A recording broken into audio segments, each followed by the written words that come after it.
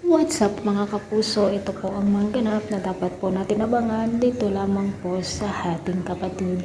Dahil nga po sa galit at selos ni Bia dito kay Rosel ay nag-hire nga po siya o nagbayad siya na dito sa kanyang kakilalang masamang tao na kung saan ay ang gagawa ng masama dito kay Rosel. At ganun nga rin po dito kay Melania.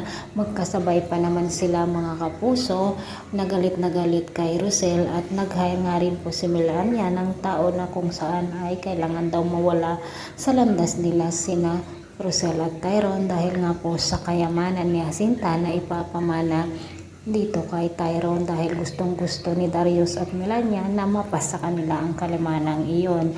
Samantala mga kapuso, dito nga isinagawa ng mga lalaki na kung saan ay ang inupahan ng dalawang maldita dahil nga nagpunta sa Santa Ines ang mag-ina at kinidnap nga po nila ang dalawa mga kapuso.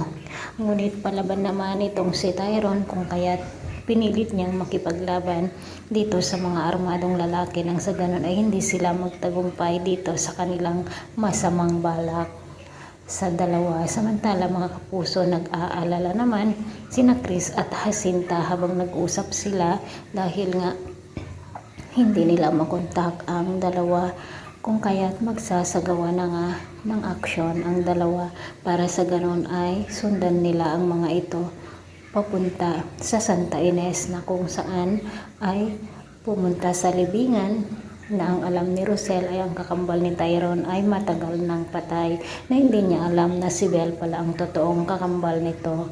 Sa pangyayaring ito mga kapuso, sana makaligtas ang mag-ina at sana makalayo sila dito sa mga masasamang tao. At talaga namang napakasama ang ugali ni Melania at Bia. Sana nga mga kapuso hindi tuluyang mawala si Jacinta para sa ganon ay malusaw lahat ang mga pangarap ni Darius na mapasa kanya ang kayamanan ng kanyang kapatid.